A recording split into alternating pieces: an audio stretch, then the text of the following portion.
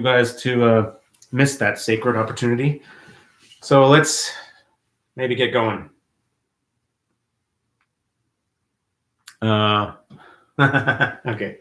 So welcome to the Do Nothing project. We are at the date of August 11th, and very little of consequence is going to happen. I guarantee these next 20 or 30 minutes, 30, 40 minutes maybe. I was thinking about what to do today, and I thought, you know what I haven't done ever on this is a kind of basic review of what I see the muscle groups of meditation. Like, what are we actually building when we're meditating? So I thought I'd talk a little bit about that now, and then do a little practice around that. So the teacher who's been most influential for me is this guy, Shinzen Young, who I've talked about before. He was someone I studied with for me a long time, being ADD.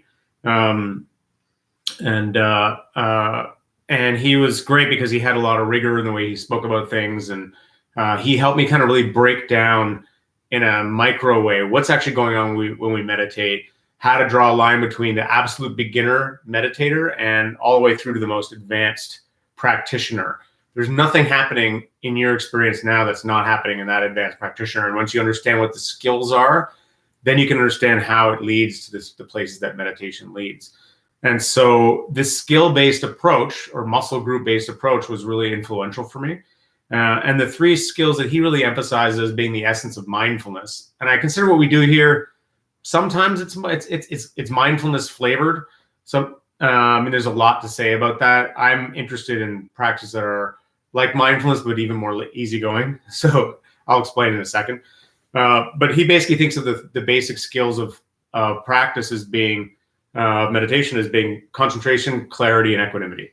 And that was very helpful for me because when I'd be meditating, since I was trying so many different kinds of techniques with different teachers, I started to I could sort of figure out whether I was meditating based on whether I was being concentrated, clear, and equanimous. It wasn't so much like whatever the things were supposed to happen in the areas of the technique or the landmarks within that technique, although that's a legitimate way to think about it. It was, okay, when I'm doing this thing, whether I'm working with sound or space or the breath, or I'm in more of a do nothing practice, or I'm doing a movement practice, or whatever I'm doing, I'm always checking in, like, is there equanimity here? And am I being equanimous? Is there a certain amount of concentration here? Is there a certain amount of clarity or awareness around what's happening here? I kind of ask those three questions of myself. And if they're all kind of there, then I know I'm meditating the way I want to. And actually, it even got more relaxing after a while. It became more like just, am I being equanimous? And that's what the big emphasis. Good. Oh, you found us. Awesome. That's what the big emphasis is here on the Do Nothing project, is really on the equanimity. So what are the skills? For me, the most important is the equanimity. Equanimity is just the kind of allowing. It's the not pushing or pulling on experience. It's like, okay, here I am. I'm going to sit down and meditate, and I'm not going to get uptight that it doesn't go perfectly or that there isn't exact silence the way I want it to be. I'm going to let, if things come up, sounds come up, like the dog barking next door, or I have thoughts, you just kind of let them be there and they pass through. Anytime a meditation teacher is saying, oh, just let clouds pass or thoughts pass like clouds in an open sky, that's basically a prompt about cultivating equanimity. So you can have equanimity in the body as a kind of open, relaxed state, like how can you sit in a way where you're not bracing and you're letting everything kind of be there. Equanimity in the mind is really a lot about non-judgmentalness. It's like judgment is a kind of bracing. It's like, oh, I don't like this. It's like creating a wall. Just like if you're in a shower and the water gets cold, you're like, brace against it. And the equanimity is about wherever you would normally brace, let go and open. So let go and open through the body, let go and open in the mind. And that allows, in a sense, it hurls you into the present moment. It allows you to kind of arrive entirely, be entirely here, entirely available to everything that's happening in that moment, which is a huge deal. And that's why it's the ground of meditation. That's why there's many, many techniques and traditions that all they'll say is just exist, be available to the present moment. Then I could break that down in terms of how it leads and deeper along the path. Maybe I'll do that some other time. And then the second skill, which I would say is in second most important for me, and other people might rate them in a different order, is the concentration.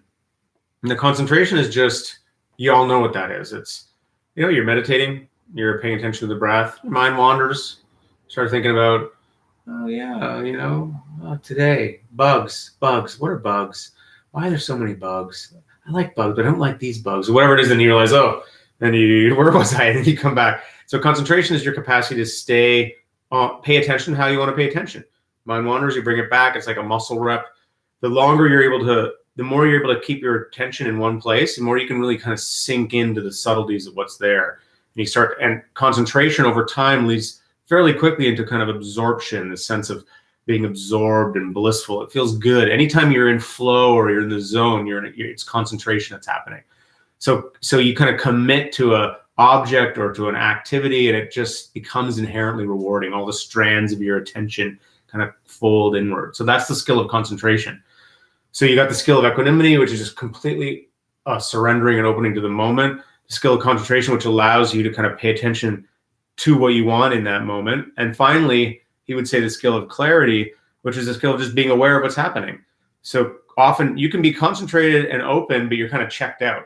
So the clarity piece is just a little bias towards more awareness, towards not checking out, but just knowing what's happening, seeing the things happening in your experience, noticing the subtleties of feeling, noticing the thoughts, noticing the particulate matter or the vibratory quality of sensations. So it's like zooming up that resolution.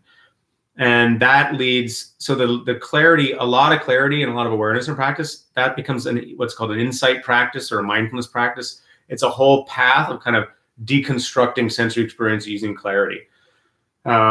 Concentration, if you really focus on the concentration side, so all three of these skills, all working together, you could say that's meditation, but each one of them dialed up to be more dominant becomes its own path. So when you make awareness dominant, then the awareness path become like insight into what's happening in sensory experience. It becomes the path of insight or the deep path of mindfulness. When concentration becomes dominant, then that becomes the path of what traditionally called the path of concentration in Buddhism. It's the shamatha. It's about subduing everything in the mind, getting very, very still, entering these deep states of kind of bliss.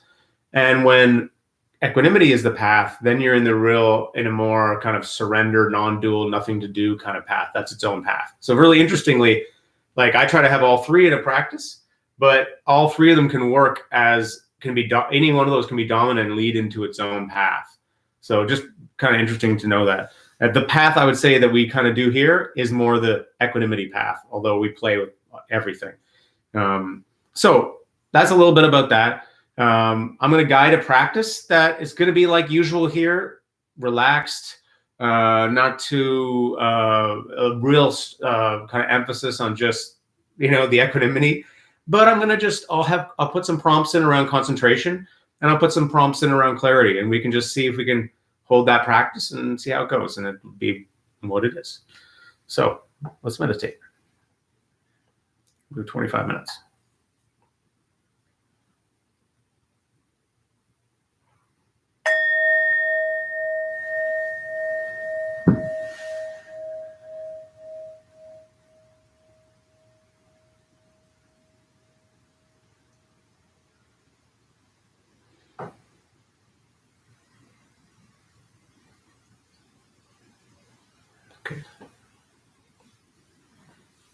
Okay, so as always, you can, if you got a regular practice you like to do, of course, you're always welcome to do that.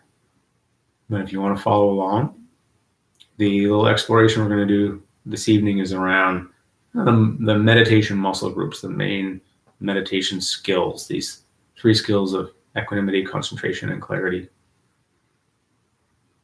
So I like to start with a couple of deep breaths. Stretch up, and then the exhale, sort of the settling motion, the softening, and the relaxing. That's kind of my little ritual to kind of get me in the meditation zone. It sort of signals my body, oh yeah, okay, meditating here. I like to have my eyes closed, but you could have them at half-mast.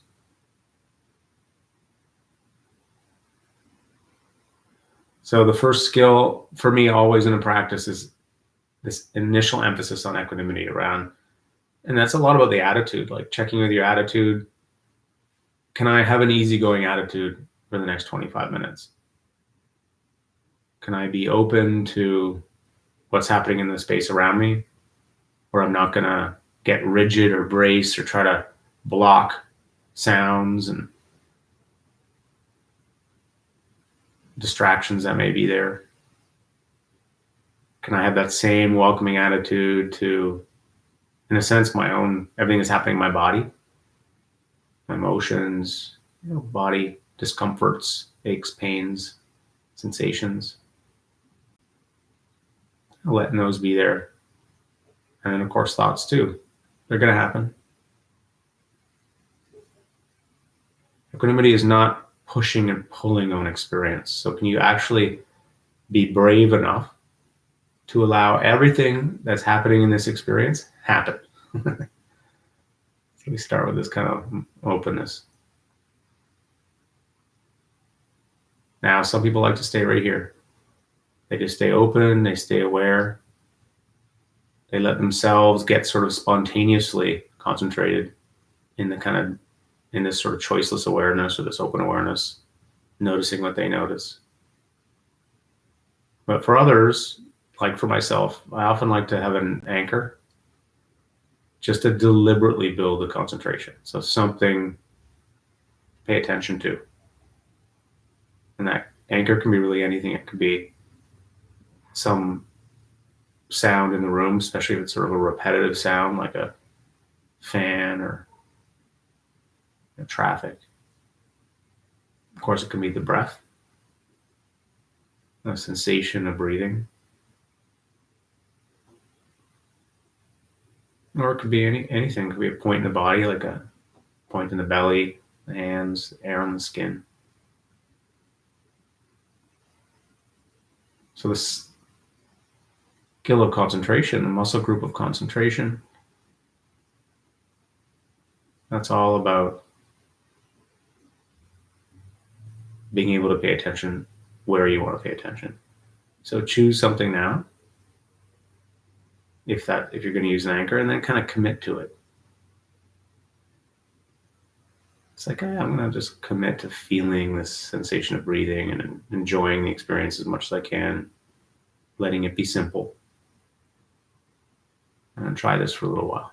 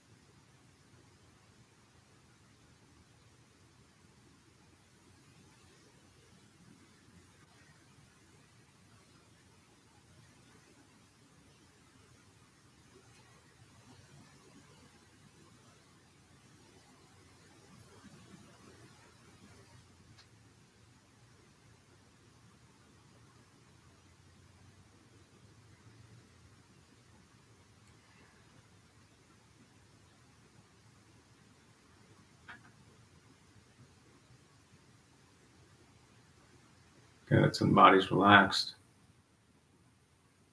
open to the experience, kind of this affable way of sitting, welcoming sounds, sensations, welcoming whatever's there to be there. And within that, we may have particular focus, something we're kind of devoting our attention to. And that's the concentration piece that allows us to sort of begin to get absorbed in something, ultimately to merge with the thing we're paying attention to. And the clarity piece is this capacity to make discernments, to notice, to staying aware and noticing qualities in the experience. So it's the breath, the silkiness or the smoothness or the subtleness of the breath, the nostrils or the belly. It sounds like you're kind of awake to the interstices of the movement, the vibratory quality, the undertones. You can see how there's this amazing range of subtleties that can begin to open up as we dial up our clarity, staying ever more aware. But you don't want to sacrifice. You want to get so clear that you're kind of wiggy. You want to keep the chilled outness. So keeping the forehead soft, staying easygoing.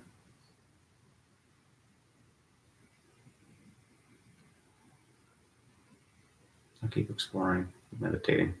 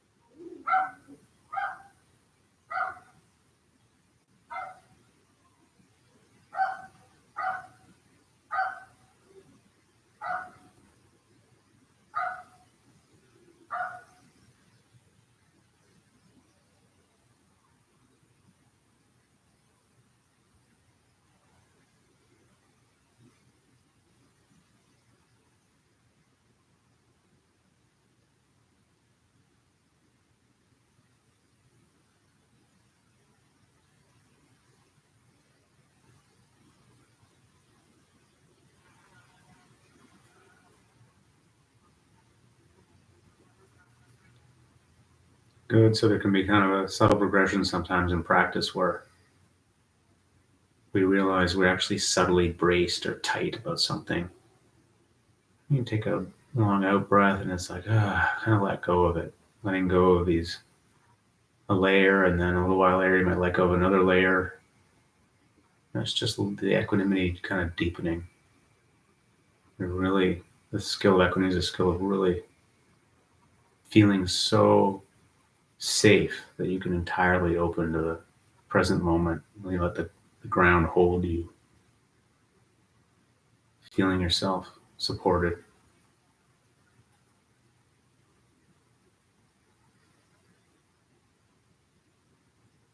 And then from that, we might get spontaneously concentrated, just in a general way. We stay in our awareness. We don't really have a particular object we're working with. Or we may have an anchor, something we're kind of devoting our attention to, some soft quality in our experience that might begin to get more subtle, like if it's the breath. But we stay with it, kind of curious about it. We let it be a kind of flow stream we can move into. And clarity is just staying awake to what's happening, noticing it, being aware.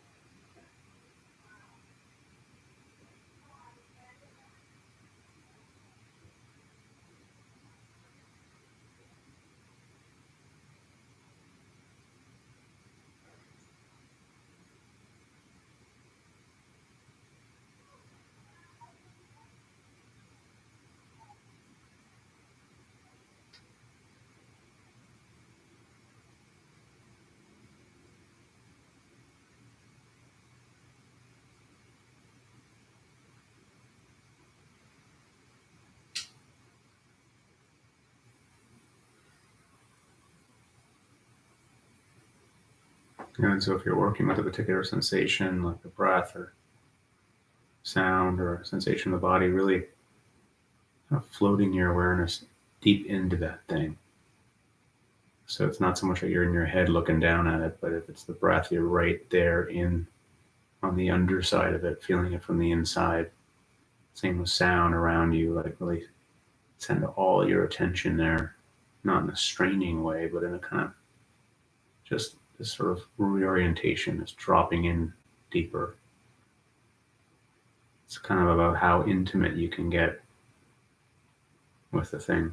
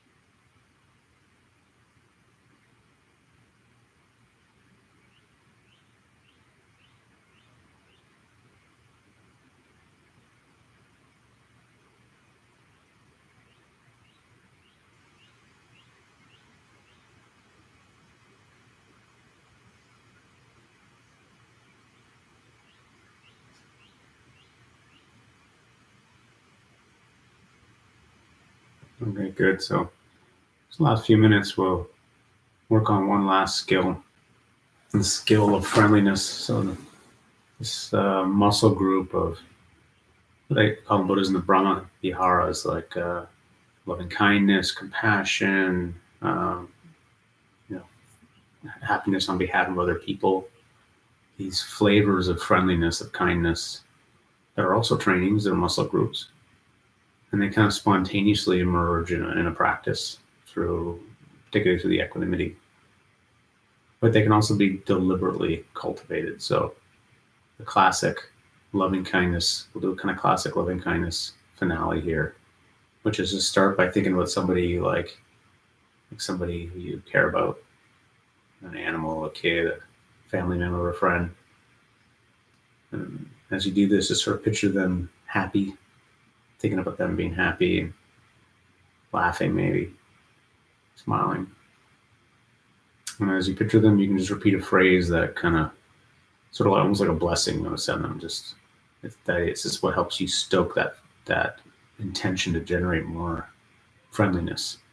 So it could be, may you be safe, may you be strong, may you be happy, you may be healthy, may you be happy, may you be at peace. Some little phrase. And you just kind of, it's like, of course you want that for this person. Connecting to that intention, that goal. Picturing them happy, repeating your phrase. May you be happy, may you be healthy, may you be at peace. And then you picture some random person, like a stranger. So somebody you don't know well. Just whatever random person just popped in your head. It could be like a character on TV, the actor. It could be the person who works at your corner store. It could be, your alienated third cousin, second cousin.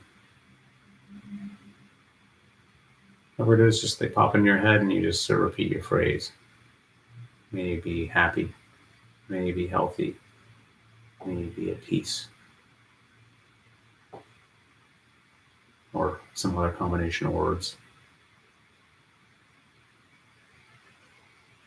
And then you picture the difficult person, the annoying person. Just that person who kind of right now is that you're thinking of, who kind of annoys you, that you have to deal with at your work or in your family or whatever it is, but who's got their own challenges, conditioning, history, and see if you can connect to wanting the best for them too. And maybe be happy, maybe be healthy, maybe be at peace.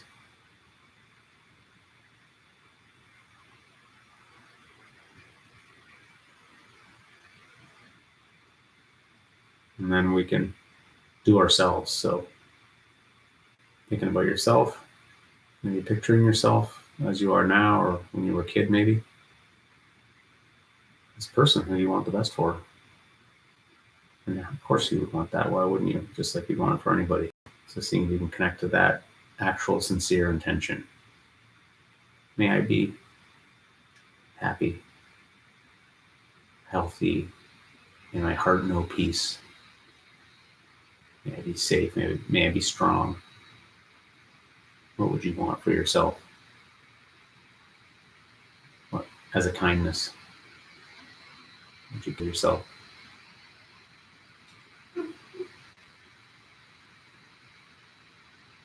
And then we just go to the whole world. So we send out our blessing to everyone you know, everyone you don't know. Yeah, like a radio tower, just sending it out. May you be happy, may you be healthy, your heart know peace.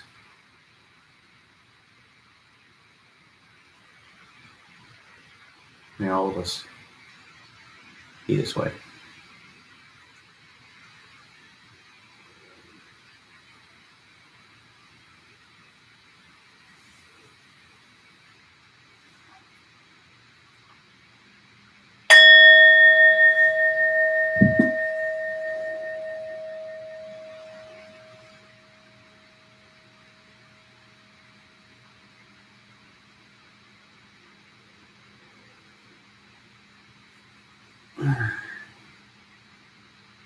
Okay. Can you guys see me? Do I seem like I got it really dark here? I'll try to fix this. Yeah, I do. It seems like I got dark. Put some more on. This might make it too much. Ah, sorry.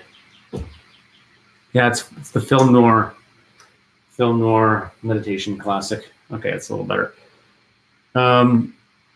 Yeah, thanks for meditating with me. So I had some questions. So if you guys had a question about what I was saying there, hey Calgary, if you had a question about what I said there off the top, you're welcome to kind of type it in there about the muscle groups, the concentration, the clarity, the equanimity. I kind of think like when I'm practicing, I just sort of check in. Yeah, am I being autonomous? Am I braced against things, or am I open? Am I being concentrated? If that's something I feel like cultivating, and am I being aware? And that's sort of, if I'm doing if those things are all happening, then I'm meditating. But like I said, that's kind of like, you can say it's the ideal, but we all have natural capacities, and we kind of like within those, just that itself is its own path. But one with a little more awareness kind of goes in this direction. One with a little more concentration goes this direction. One with a little more equanimity kind of goes in this direction. But you never really know where they're going to go. They all kind of, it's so mysterious. But you could say there's tendencies within those paths. So for me, it's been a lot about, really more of a focus. I've had to focus on different skills at different times, but really the one I'm really into now is equanimity.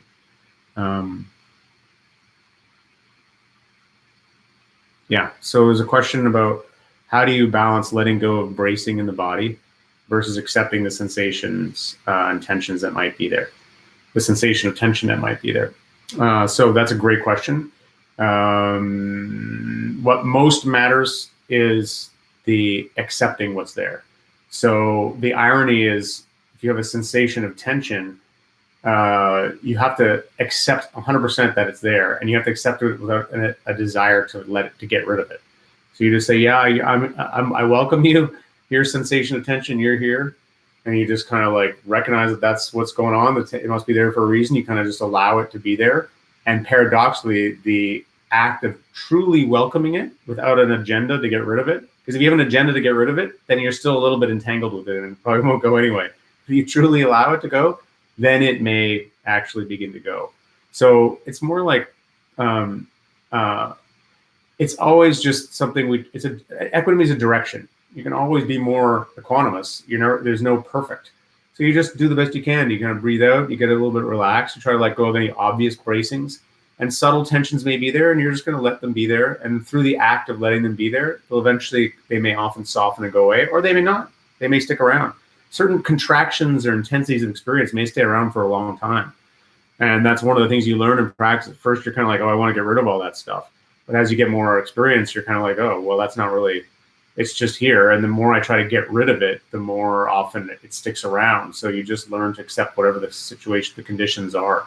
That's what we do in a 30-minute practice, That's the kind of one of the skills you're cultivating. So hopefully that answers that question.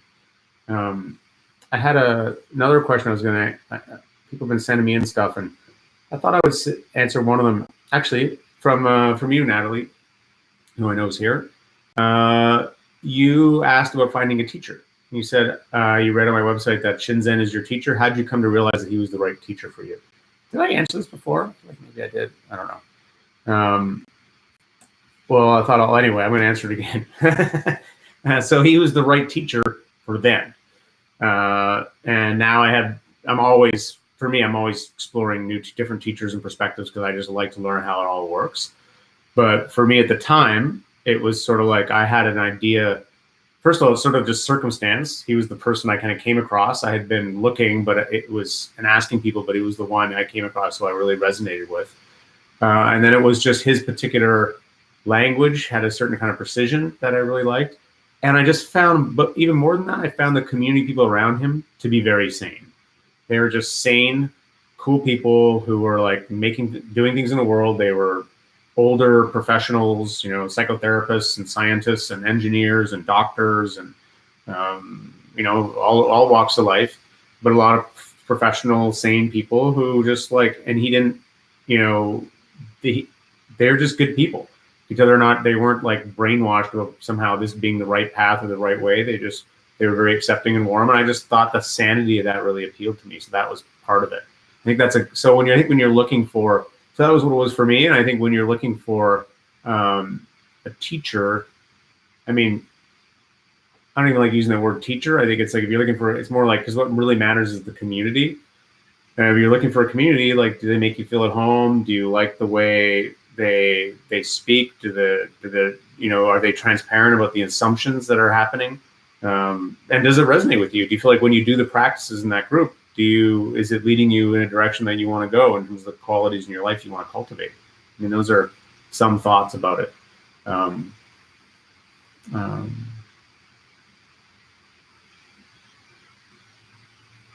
Yeah, there's another question about Natalie saying here about whether to have enlightenment as a goal. Great question. Yeah, I can answer it here a little bit. I mean, it's kind of complicated. I don't even know what I'm going to say. I think it's so here's what I would say about that. I really respect contemplative traditions. I think that world mysticism, before the advent of science, before the advent of the humanistic perspective that was here today, the best thinking on the planet was all in the worlds of contemplative, in the contemplative practice world. It was in these contemplative traditions. And these traditions have a lot to teach us about how to be a human being with less and to suffer less.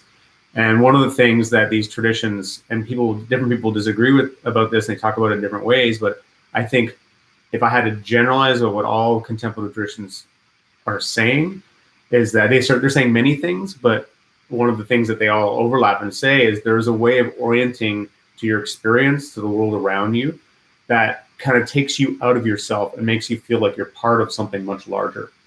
And that feeling part of something much larger, not being controlled by your small, narrow, selfish concerns all the time, is deeply liberating and happy making. And I believe that because it's been my experience and practice and from experience people that I've met. So in my mind, that is a legitimate goal.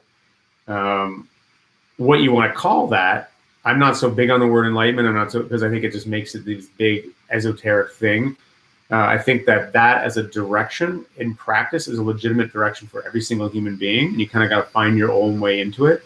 And there are recognizable kinds of landmarks. They're more specific to different traditions, but there are kind of general ones you can talk about too, where you start to feel like you're letting go of the smaller self and coming more and more into a relationship with this bigger whole. And I think that's perfectly legit goal. The reason I had made that caveat is when you make a goal of like, I'm going to get this thing called enlightenment. I mean, first of all, enlightenment is not a thing. It's like, it's an orientation within your experience that's already there. So, and it's skill building. You know, you're building certain attentional and awareness skills like I described. But when you make it a goal, it's like you're recreating the same problem like you make it really obsessively a goal. You can recreate the same problem as in every other domain of life, which is now you're in lack. You have something, you don't have something, you got to get something. So therefore, I got to go there. And you can reproduce the same neurotic struggle that you reproduce in your life. So that's why there are lots of traditions that are teaching, moving towards a kind of in the direction of, you know, whatever I just called that, the direction of greater health and oneness and connection. But they're not making it in a goal way. They're just saying, hey, just relax and surrender and open, and that will bring you more in that direction. So, I mean, that probably was a terrible answer. There's so much I can say to the subject. It's a big question, but I think it's perfectly fine to have a goal, to want to deepen in that way. I would just be careful about looking for a particular kind of thing that's awakening supposed to look like this or supposed to happen like this. And this person said it happened like this, and why is it not happening with me like that? That's just going to screw you up. If you're really into that, then find a tribe of practitioners who talk about it in a particular way that you like, but recognize it's only going to be one way. There's a million ways to talk about it. So, good report from Lauren. Love that. I'm able to let go of some knee pain. Nice. Magic of equanimity. Ching! And one question from Kent. Ever struggled with sleep? Waking up at ungodly hours? Do you have any opinions on what can help the most with insomnia? That's funny. Sarah's sitting here, hiding over on the side. Yeah, I have problems with sleep. I always have. That's why I wrote a book about it. And equanimity helps massively. So when I wake up in the middle of the night and I can't get back to sleep, I just go straight to my practice. I just relax. I say, okay, this is just what has to happen now. And it'll just make being awake that much more enjoyable. And it tends to make falling asleep more quick too. So equanimity is a great thing around that. I think I mentioned this somewhere else before. A good trick for falling asleep is, if you can't fall asleep, is to pretend you're sleeping. So breathe like you're sleeping.